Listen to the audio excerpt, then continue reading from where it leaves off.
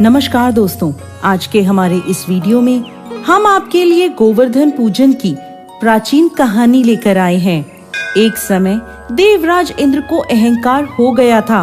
इंद्र के अहंकार को दूर करने के लिए भगवान श्री कृष्ण ने एक लीला रची। एक दिन भगवान श्री कृष्ण ने देखा कि पूरे ब्रज में तरह तरह के पकवान बनाए जा रहे हैं और सभी ब्रजवासी किसी पूजा की तैयारी में जुटे हुए हैं। ये देखकर उन्होंने मैया यशोदा से प्रश्न किया, माता, ये सब किस पूजा की तैयारी कर रहे हैं? मैया यशोदा बोली, लल्ला, हम देवराज इंद्र की पूजा करने के लिए अन्नकूट की तैयारी कर रहे हैं। यह सुन भगवान श्री कृष्ण आगे पूछते हैं, मैया, हम इंद्र की पूजा क्यों करते हैं? माता यशोदा ने उत्तर दिया, हम इंद्र की पूजा करेंगे तो अच्छी वर्षा होगी। यदि अच्छी वर्षा होगी तो अच्छी पैदावार होगी, जिससे हमारी गैया को अच्छा भोजन मिलेगा। यह सुन भगवान श्री कृष्ण ने इंद्र की निंदा करते हुए कहा, लेकिन मैया, हमें तो ऐसे देवता की पूजा करनी चाहिए जो स्वयं प्रत्यक्ष आकर पूजन सामग्री स्वीकार करें।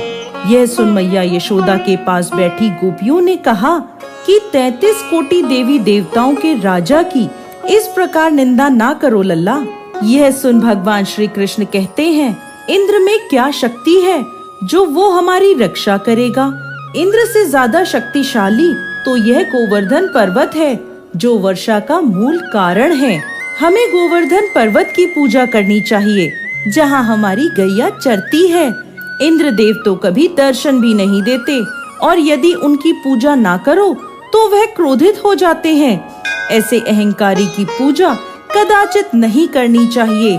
तभी नंद जी वहाँ आ गए और पूछने लगे, इंद्र की पूजा करने से वर्षा होगी और हमें लाभ होगा, गोवर्धन की पूजा करने से क्या होगा?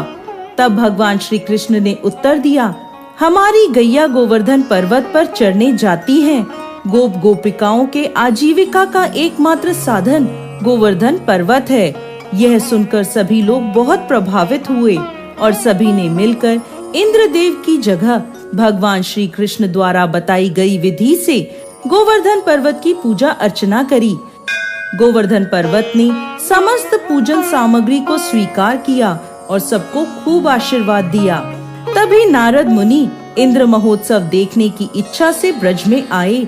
वहाँ ग्वालों ने उन्हें बताया कि इस वर्ष से श्री कृष्ण की आज्ञा अनुसार इंद्र महोत्सव बंद कर दिया है और अब सभी ब्रजवासी गोवर्धन पूजन करेंगे।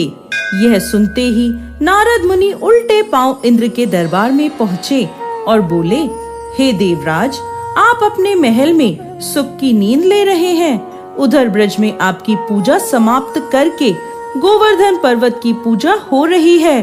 ये सुनते ही देवराज इंद्र को क्रोध आ गया। उन्होंने इसे अपना अपमान समझा और जोरों की वर्षा शुरू कर दी। भयभीत होकर सभी ब्रजवासी भगवान श्री कृष्ण की शरण में गए। तब भगवान श्री कृष्ण ने सभी को गोवर्धन पर्वत की शरण में जाने को कहा। सभी ब्रजवासी अपनी गैया और बछड़ों के साथ गोवर्धन की तराई में पहुँचे। वहाँ भगवान श्री कृष्ण ने गोवर्धन पर्वत को अपनी कनिष्ठ उंगली पर उठा लिया। यह देख इंद्र को और क्रोध आया और उन्होंने मूसलाधार वर्षा शुरू कर दी। भगवान श्री कृष्ण ने सुदर्शन चक्र को आदेश दिया कि वह पर्वत के ऊपर जाकर वर्षा की गति नियंत्रित करे और शेषनाग से कहा कि वह पानी को पर्वत की ओर आने से रोके। इंद्र लगातार 7 दिनों तक मूसलाधार वर्षा करते रहे और सभी ब्रजवासी गोवर्धन पर्वत की छाया में सुख पूर्वक रहे। यह सब देखकर इंद्र को शंका हुई कि उनका मुकाबला करने वाला कोई साधारण मनुष्य नहीं हो सकता। तभी ब्रह्मा जी वहाँ प्रकट हुए और इंद्रदेव से बोले, हे इंद्रदेव, आप जिस बालक को परास्त करने की कोशिश कर रहे हैं वो और कोई नहीं, भगवान श्री हरि विष्णु का अंश है और पूर्ण पुरुषोत्तम नारायण है। यह सुनकर देवराज इंद्र ने भगवान श्री कृष्ण से अपने भूल की क्षमा मांगी। इसके बाद उन्होंने भगवान श्री कृष्ण की पूजा करी। इसी दिन से गोवर्धन पर्वत की पूजा की जाने लगी। जय श्री कृष्ण।